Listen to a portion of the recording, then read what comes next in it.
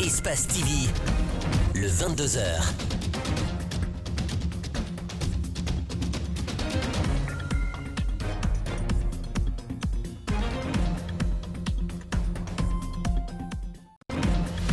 Espace TV, le 22h.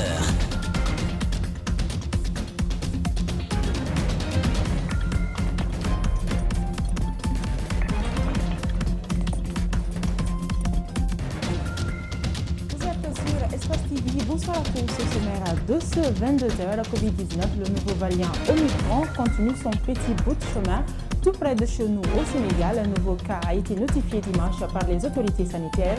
L'inquiétude grandit dans les pays où le nouveau variant a été notifié et fort malheureusement en Guinée, certains citoyens sont moins informés sur ce variant, même si les symptômes ne sont pas pour le moment identifiés et les cas de décès liés à ce nouveau variant.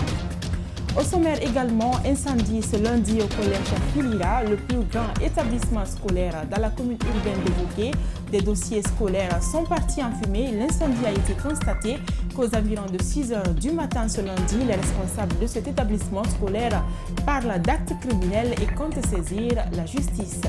Dans l'angle de ce lundi, nous nous rendons en Gambie pour parler de la présidentielle. Adama Barrow, le président sortant, a brigué un second mandat dimanche avec 53% des voix devant l'opposant historique Ousseynou Dabo à Banjul. C'est la fête dans la rue, même si l'opposition conteste les résultats. Alpha Ousmane Ba et Daouda Mohamed Kamara y sont pour nous faire vivre ces moments de liesse dans la capitale Banjul et c'est l'angle de ce lundi.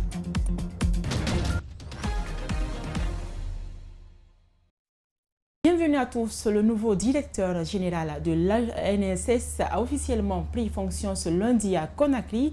Il a été installé par le ministre de la Santé, une cérémonie qui a connu la présence des professionnels de la santé, mais aussi des partenaires techniques et financiers. Le directeur général entrant mesure bien les défis des maladies virales et promet donc de répondre aux attentes de la population, mais aussi des nouvelles autorités. Reportage Aminata Massili Bangoura et Ibrahim Souri 5.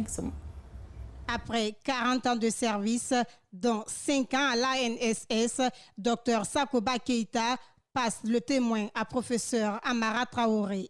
L'homme qui va désormais diriger les destinées de l'Agence nationale de sécurité sanitaire. Je te confie tous ceux qui sont en tenue blanche là, et même les journalistes. C'est eux qui sont tes forces d'exécution. Sakoba ne peut pas aller faire tout ce qu'ils font à l'intérieur du pays. Je te le confie.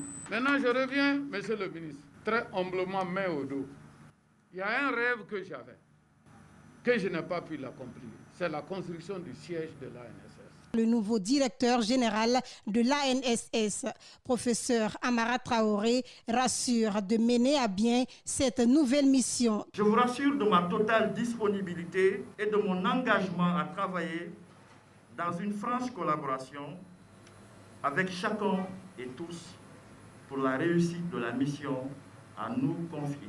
Le ministre de la Santé a quant à lui rappelé les nombreux défis qui attendent le directeur entrant avant d'annoncer le paiement des arriérés de salaire du personnel soignant. Cette confiance vient avec des attentes qui sont comme ça.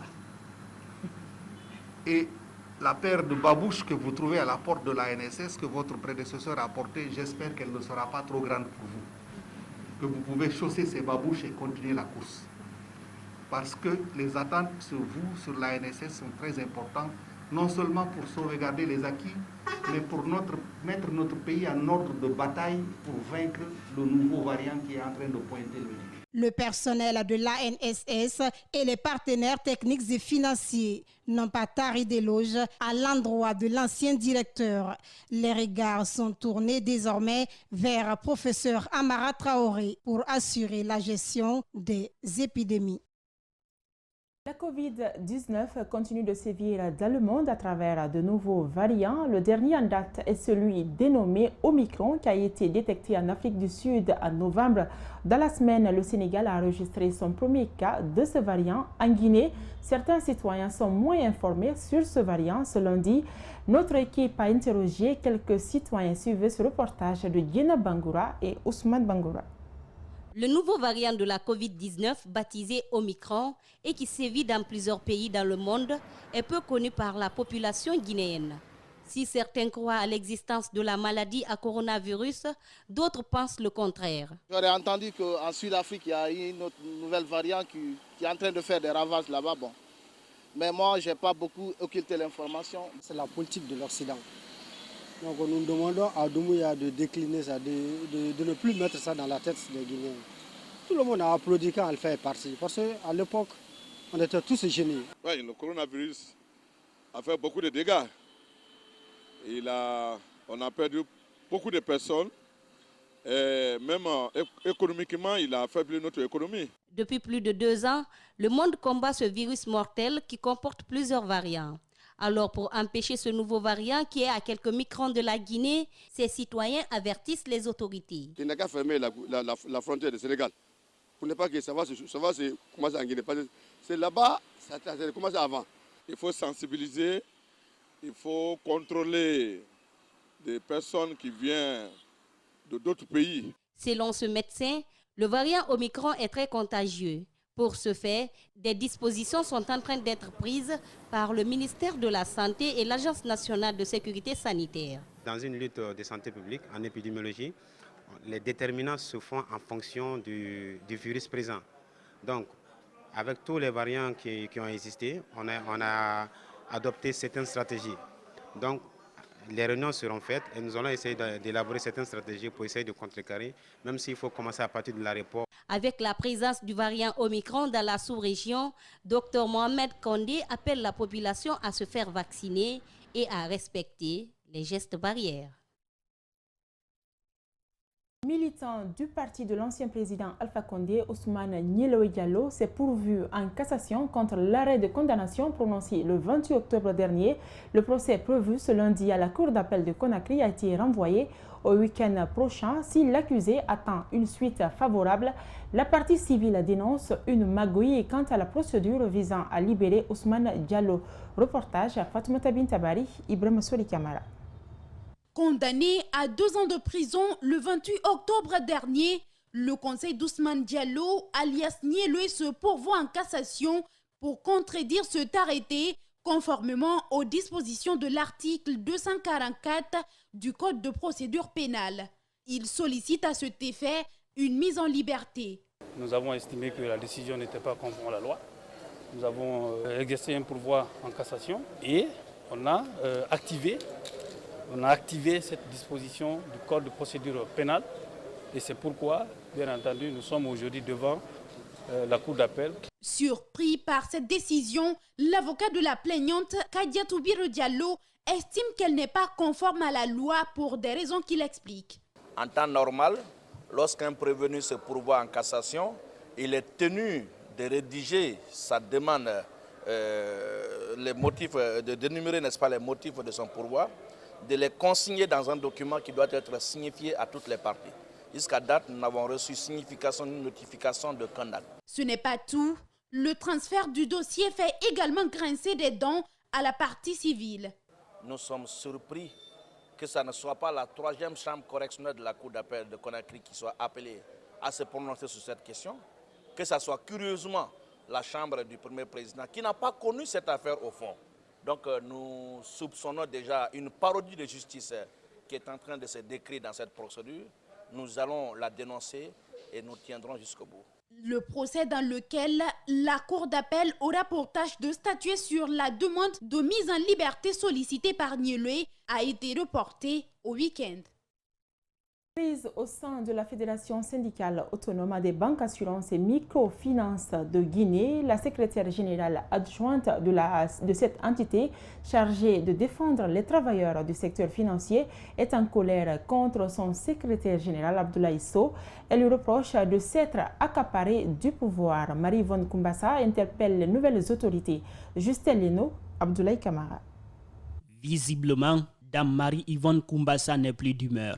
Elle est remontée contre le syndicaliste Abdoulaye Sow après la tenue du congrès électif le 26 novembre 2021 à la Banque centrale, ayant pour objectif d'élire un nouveau bureau à la tête de la Fédération syndicale autonome des banques assurances et microfinances de Guinée. Un congrès voulu par le secrétaire général sortant Abdoulaye Sow alors que le mandat n'était pas à sa fin, explique-t-elle. Elle crie à un coup. Je parle de coup d'État, pourquoi? Parce que si on organise un congrès avant l'expiration du mandat, l'absence des congressistes, c'est un coup d'État. Nous sommes membres statutaires. Nous avons été exclus. Jusqu'ici, Kumbasa ignore les raisons de leur exclusion. Pourtant, elle raconte s'être engagée pour l'intérêt des travailleurs de la corporation. Pour preuve, elle et son équipe nous apprennent s'être battus pour la cause de leur collègue Ibrahima Fofana, ses premiers responsables et membres fondateurs de la FESABAG, décédé en 2010 et dont la famille ne recevait plus sa pension. Sur ça, nous avons gagné parce que la famille Fofana, aujourd'hui, Madame Fofana reçoit les primes de son mari. Et il a perçu les primes de carburant que le général Ibrahima Fofana devait avoir.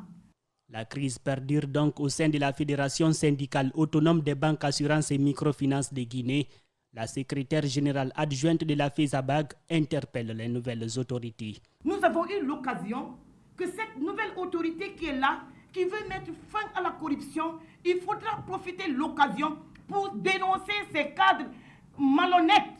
La FESABAG a pour mission de défendre les droits des travailleurs du secteur financier guinéen. Marie-Yvonne Kumbasa regrette que ce rôle soit aujourd'hui voué à l'échec à cause, dit-elle, du syndicaliste Abdoulaye Sow, qu'elle pointe du doigt. La section syndicale des transporteurs de Ratoma a renouvelé son bureau, mais sur fond de crise, les nouveaux promus ne souhaitent pas que leur syndicat soit affecté par l'incompréhension et un conflit de leadership qui a presque pris forme ce lundi. Ils ont appelé à l'union et l'entente. Mamadou Kalisso, Ibrahim Souma.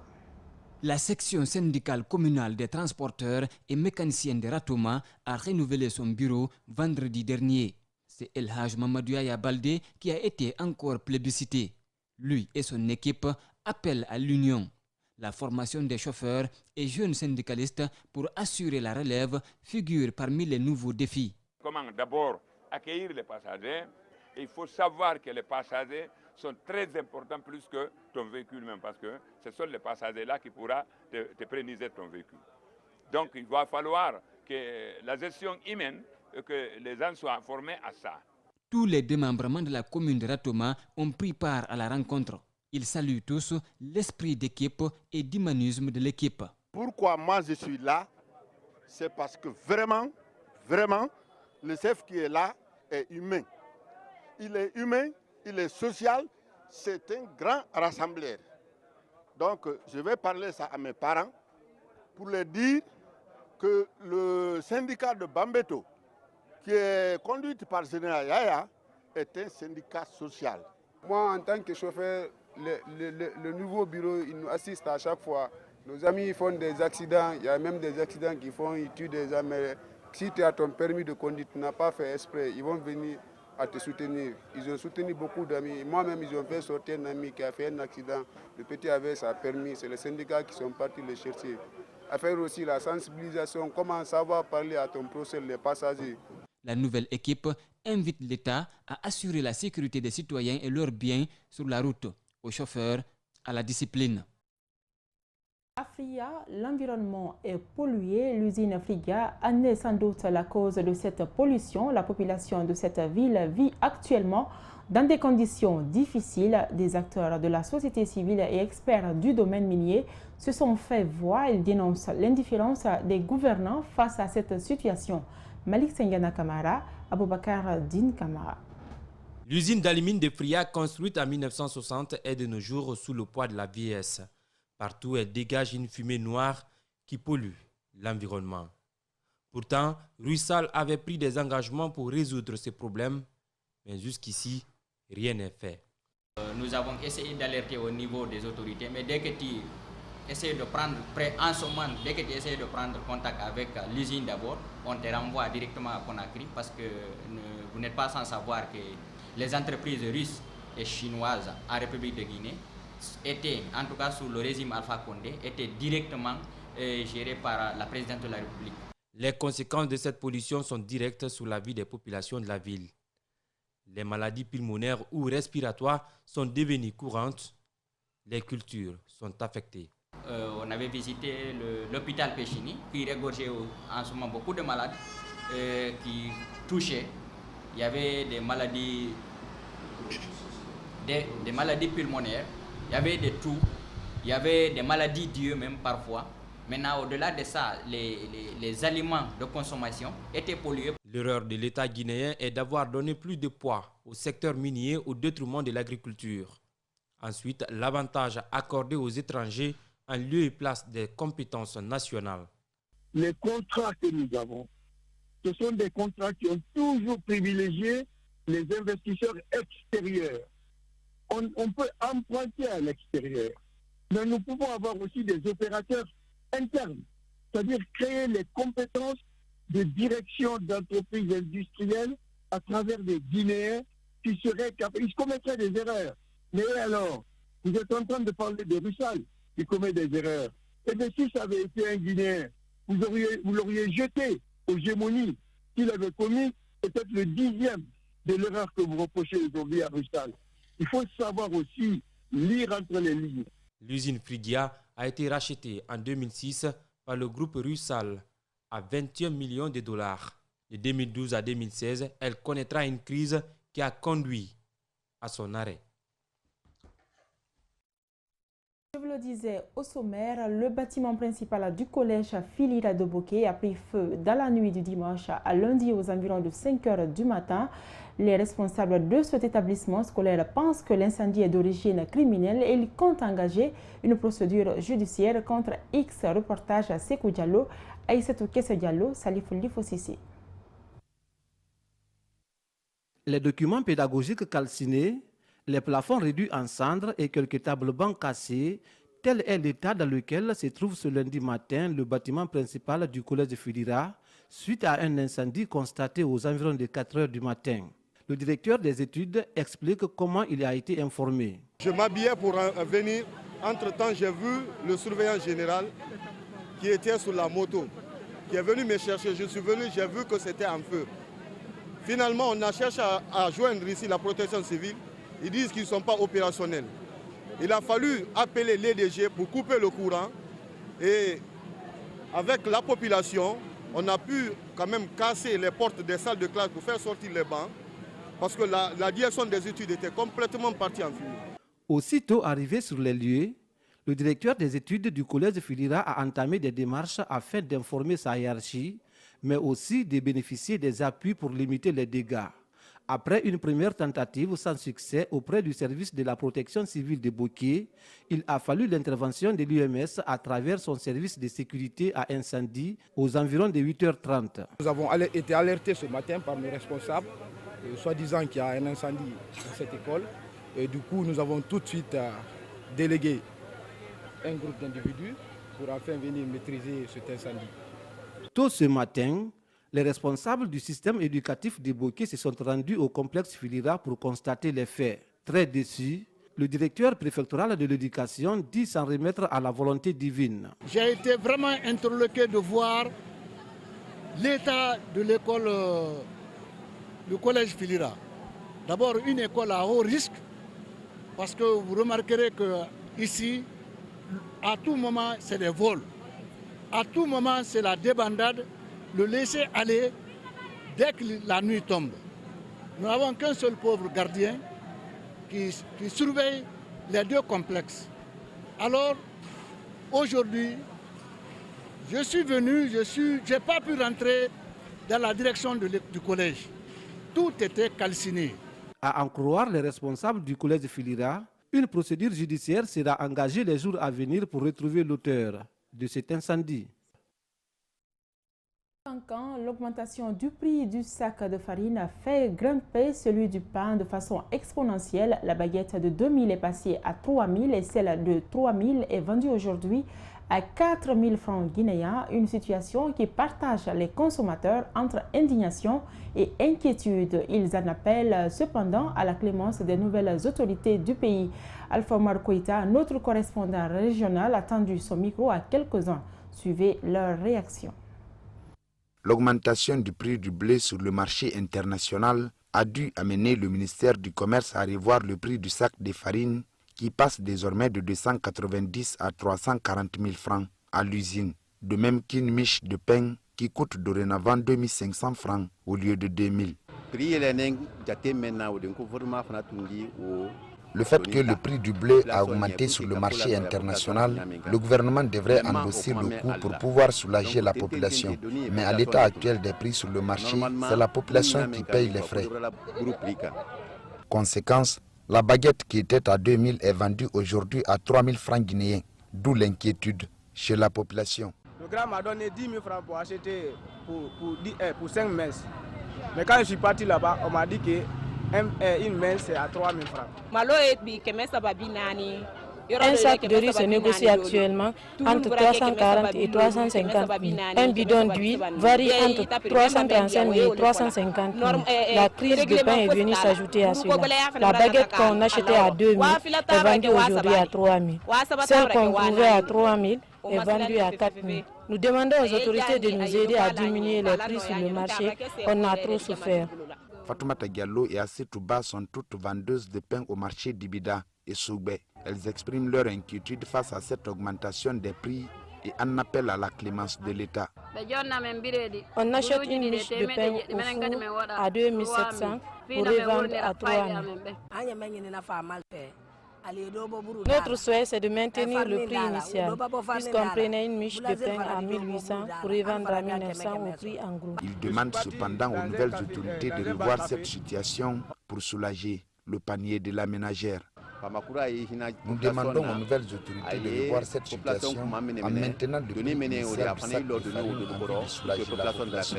Cette augmentation du prix du sac de farine intervient à un moment où la population se plaint de la cherté de la vie.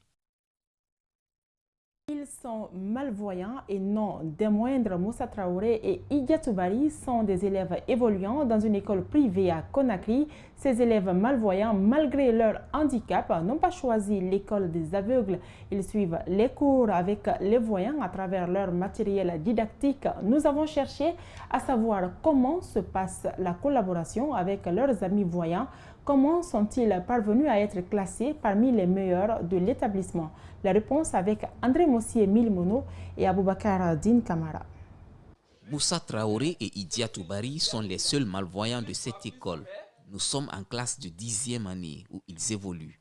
Ce matin, munis de leur matériel didactique, ils suivent les cours de mathématiques. Moussa est né avec son handicap, quant à Idiatou, elle, est devenue aveugle lorsqu'elle était à l'école primaire. Je suis né avec, qui est naturel. Mes parents eux-mêmes, franchement, ils avaient la volonté de me mettre à l'école, mais vu mon état, ils m'ont dit quand on te met à l'école, comment tu vas écrire? J'ai quitté de l'école, je suis rentrée, j'étais tellement fatiguée, on avait fait l'examen blanc. J'ai dit, je vais venir me reposer un peu avant de commencer pour la révision de l'examen réel après. C'est dans ça que je me suis levée. Je voyais les choses, mais c'était 4-4. J'ai appelé ma maman. On est parti à l'hôpital, le docteur m'a dit, il paraît que c'était trop tard. Le professeur de mathématiques, comme tout autre enseignant ici, fait de son mieux pour faire comprendre ses explications aux deux malvoyants. Malgré toutes les difficultés rencontrées par leurs encadreurs, Moussa et Idiatou sont classés parmi les meilleurs élèves de l'établissement. Il faut quand même utiliser beaucoup de systèmes pour qu'ils puissent comprendre. Quand ils donnent un devoir, ils traitent dans leur système braille. Maintenant, ils dictent à quelqu'un l'intéressé, recopie. Maintenant, ils envoient, je corrige dans ça. À la pause, ils sont entourés de leurs amis, pas de stigmatisation selon eux. Mais il arrive qu'ils soient affectés par le fait qu'ils sont les seuls aveugles dans un monde de voyants. Je me sens bien avec les amis, surtout avec les voyants. On ne nous minimise pas ici. Je me sens seule des fois. Quand ça vient, des fois, je pleure, des fois. J'ai fait des choses, des mouvements pour oublier. Ces élèves malvoyants rencontrent assez de difficultés. Ils manquent de matériel didactique pour mieux comprendre les matières comme les mathématiques. C'est nous aider à avoir les instruments pour la mathématique. Moussa et Idiatou comptent poursuivre les études jusqu'à l'université. Ils ont demandé à ceux qui ont les mêmes handicaps comme eux d'emboîter leur part. Outiller les petites et moyennes entreprises PME des régions sur des opportunités qui existent sur le terrain dans le cadre de la promotion du développement et du renforcement du contenu local est l'objectif de la caravane nationale de la sous-traitance et du contenu local qui a débuté ce lundi dans la capitale des légumes. Reportage Aboubakar Silla, Djibril Kamara. Les acteurs de la sous-traitance de la caravane nationale à la rencontre des acteurs économiques, des PME, avec les partenaires chargés de l'appui de l'écosystème entrepreneurial. L'objectif d'une part, présenter et enregistrer les petits témoins d'entreprises de l'intérieur, mais aussi et surtout présenter les objectifs et les rôles de chacun des partenaires et les mécanismes d'accès au financement. L'objectif, c'est de ne pas avoir tout de suite les financements. L'objectif, c'est de comprendre quelles sont les conditions qu'il faut remplir pour pouvoir bénéficier des financements.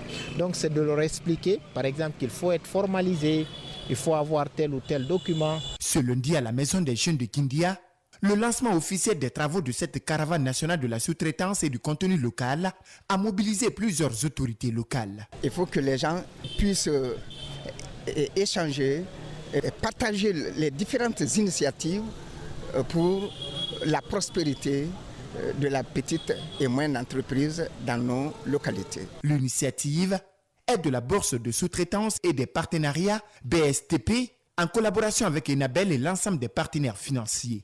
Elle vise à faire connaître davantage les produits et offres sur le plan national. La lettre de politique nationale et de contenu local a été édictée par le ministère de l'Industrie et des PME. Mais jusqu'à présent, beaucoup d'acteurs évoluant dans le domaine ne maîtrisent pas le concept. Le contenu local n'est autre chose que la valeur ajoutée créée par l'emploi des nationaux et l'achat des biens et services locaux, la sous-traitance et éventuellement les activités au niveau des chaînes de valeur.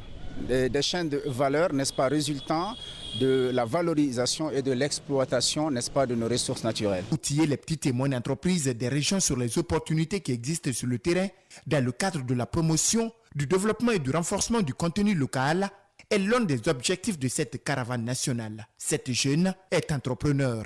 Elle pense que cette caravane est une réelle opportunité pour les acteurs qui exercent dans le domaine. La venue de cette caravane pourrait bien impacter notre PME dans le cadre où, si nous bénéficions des formations adéquates lors de cette caravane, cela pourrait nous aider pour le développement de notre entreprise, parce que c'est une entreprise, oui, qui vient de naître, je pourrais le dire, mais cette caravane pourrait nous aider à bien nous développer. La bourse permet de mettre en corrélation les PME et les entreprises ou les sociétés. Elle permet également de faciliter l'accès au crédit.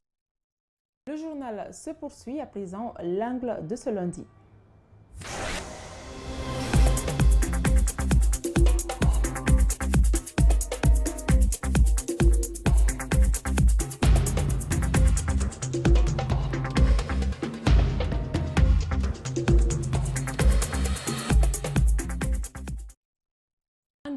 C'est parti pour 5 nouvelles années de gouvernance pour Adama Barrow. Le président sortant, ancien promoteur immobilier, a été réélu hier avec 53% devant l'opposant historique Ousseynou Dabo. Si l'opposition rejette le scrutin pour fraude massive, le camp Barrow, lui, savoure bien la victoire. Depuis Banjul, nos envoyés spéciaux Alpha Ousmane Ba et Daouda Mohamed Kamara pour l'angle de ce soir. Adama Barrow. 457 519 voix. Je déclare donc Adama Barrow nouvel élu de la République de la Gambie.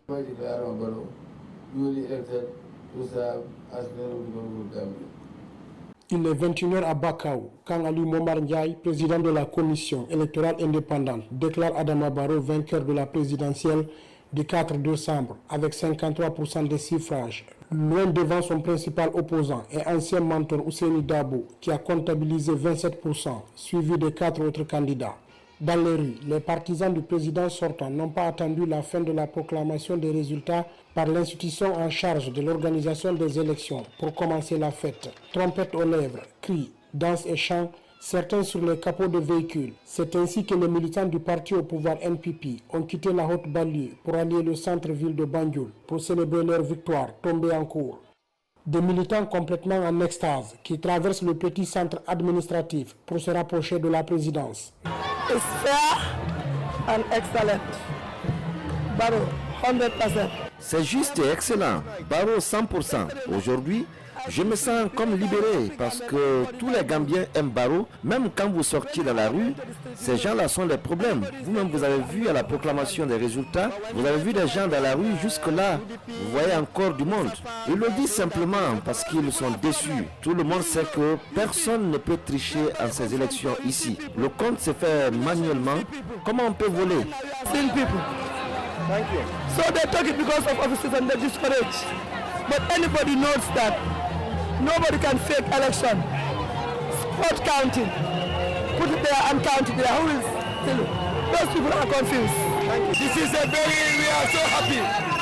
Today we are here for Barrow. Nous sommes contents aujourd'hui. Aujourd'hui, nous sommes là pour Barrow. Parce que nous, les Gambiens, nous sommes sortis voter pour Barrow. Ce qu'on peut dire à Essafa, les Mamakandé, c'est qu'ils ont voulu, juste pour leur intérêt personnel, ils n'ont pas voulu se mettre en coalition et maintenant les Gambiens ont décidé de voter pour Barrow. Et c'est Barrow notre choix. Un peu avant ces résultats provisoires, les tendances qui se dessinaient ont poussé les candidats de l'opposition à rejeter en bloc cette élection. En début de soirée, des militants en colère du parti UDP ont convergé vers le domicile privé de l'ancien avocat Ousseini Dabo pour dénoncer les résultats qu'ils considèrent incorrects. Barricades érigées, des agents de sécurité quadrillent la zone sans bloquer l'accès aux militants qui ont passé la soirée à revendiquer le rétablissement de leur leader qu'ils considèrent vainqueur. I have been witnessing elections since 1965. I have been witnessing elections since 1965. Up to 1994, up to 2016, I have never seen an election like this kind of election. This is not even fraudulent, but I mean that they are using. J'ai suivi les élections ici depuis 1965, 1994 jusqu'en 2016. Je n'avais jamais vu une telle élection. Ça, c'est de la fraude. Ils ont agi avec des moyens et la force sur les Gambiens. En tant que journaliste, faites un peu le tour. Vous n'aurez personne dehors. Tous les Gambiens sont réunis ici et nous exprimons notre désaccord de la manière dont ces élections ont été conduites. Nous restons accrochés à la loi. Vous voyez les milliers de jeunes? Ils sont tous jeunes comme vous voyez. Ils sont disciplinés, très civilisés. Voilà pourquoi ils sont réunis pour attendre les instructions de nos leaders. Nous demandons à ce que la vérité des urnes soit dite. Comme vous pouvez le constater, chaque Gambien a le droit de manifester sa citoyenneté. Les Gambiens qui sont massivement sortis pour voter afin de célébrer la victoire de leur leader, mais puisqu'ils ont les moyens, ils ont le pouvoir, ils ont la force, voilà pourquoi ils ont fait ce qu'ils ont fait. Mais nous allons arrêter cela. To select our leader, if they do these things because they have power, they have resources, we will see end of that. Because without them and the Gambians, there will be no leadership in this country.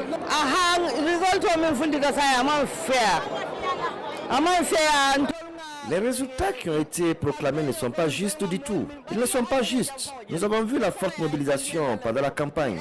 Le compte qu'ils ont fait n'est pas vraiment juste. Nous allons tendre les oreilles puisqu'il y a des possibilités d'investigation et de recours. C'est à l'issue de cela que nous allons adopter la démarche à suivre.